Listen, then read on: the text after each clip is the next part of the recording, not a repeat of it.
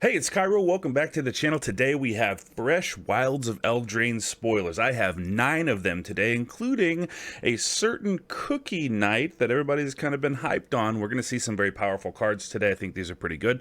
Without further ado, thanks for liking, thanks for subscribing. Let's get into it with our first spoiler.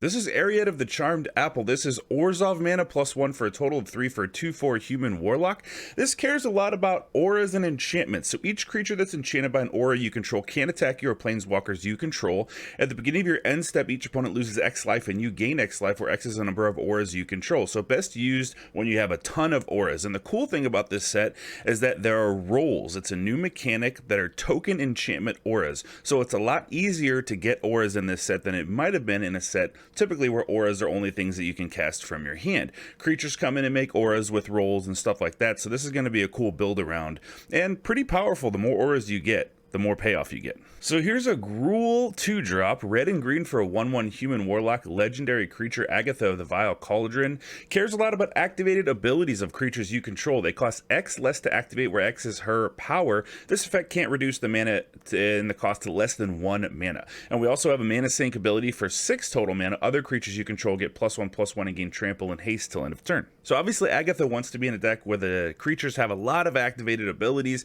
and the more +1/+1 counters you can put on Agatha, or the combat tricks that you can play to temporarily buff her power, the more of a discount you're going to get on the other activated abilities. The cool thing about the mana sink ability, it's very expensive. It costs 6, but if you get Agatha's power up herself, it counts for her as well. So you say you make Agatha a 4/4, then you're talking 2 mana, just a red and a green, to give all your other creatures +1/+1 and trample and haste till end of turn. A little bit of a build around, but if you can pump up Agatha's power, you're going to get a lot of value. Next we have Hilda of the Icy Crown. I like this card a lot. This is blue, white, 2 mana for a 3/4 human warlock.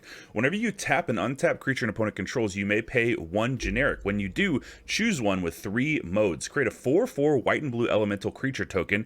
Put a +1/+1 counter on each creature you control, or scry 2, then draw a card. Typically these tap effects are very tempo based and they get worse as the game goes on, but Hilda actually makes those effects good in the beginning. And then if you have Hilda out, you're all of a sudden pumping out 4/4 elementals, or putting counters on everything, or scrying and drawing cards when you're tapping opponents down. So if you can keep that momentum going, you're going to build up quite an army with Hilda. I think this is pretty powerful, and I like having 3 modes. So if you need a creature, get a creature. If you have creatures, make them stronger, or if you need card draw, you got that there. So Hilda, I'm pretty excited about. Beseech the Mirror. This card is a bomb. B-O-M-B, bomb. 3 black, 1 generic for a sorcery. It has Bargain. And Bargain's a new mechanic in Wilds of Eldraine that allows you to sacrifice an artifact, enchantment, or token as you cast the spell. So it's part of the cost.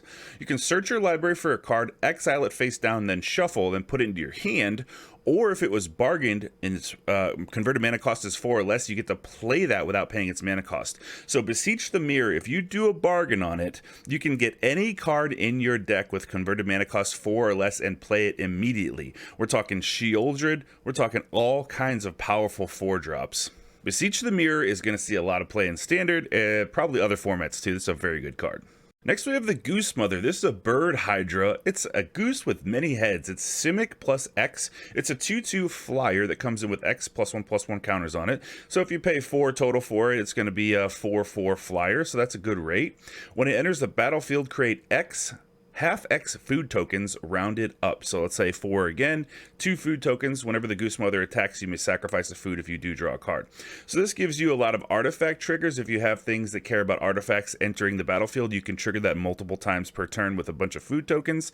You can use those food tokens to gain life, or you can use them to draw cards if the Goose Mother is able to attack.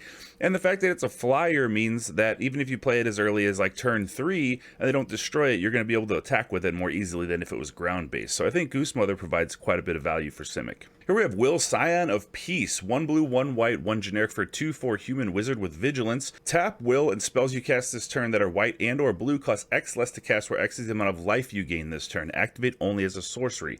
Seems like an impressive effect, but at the same time I think it's a little bit hard to turn on with the life gain. Azorius Control's not known for gaining a ton of life.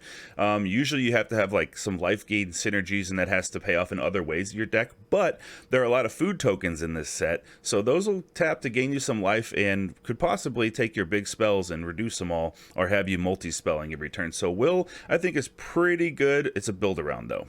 And here we have the sister, Rowan, Scion of War. 1 red, 1 black, 1 generic for a 4/2, so you can see the stats are reversed. Rowan is more aggressive and menace. Tap it, spells you cast this turn that are black or red cost X less to cast, where X is the amount of life you lost this turn. Activate only as a sorcery. When we're comparing Will and Rowan, I like Rowan better because I think the ability is a little bit easier to turn on. Whenever you're playing black and red, Rakdos has a lot of ways to lose life and gain effects. You pay life doing a lot of things, so it's a little bit easier to pay some life and then get this to turn on and get your big spells to cost a bunch less. Next we have Kellen the Fade-Blooded. This is a 3-drop human fairy 2/2 with double strike, and other creatures you control get +1/+0 for each aura or equipment attached to Kellen the Fade-Blooded. And we also see a white adventure here in the form of a sorcery, so you can search your library for an aura or equipment card, reveal it, put it in your hand, then shuffle. Cards like this can be very good. Cards like this could not be so good. It depends on the power of the auras and equipments in the set. So we'll see as we go if there's going to be auras and equipments worth fetching and worth building around to make Kellen and all your other creatures pretty good.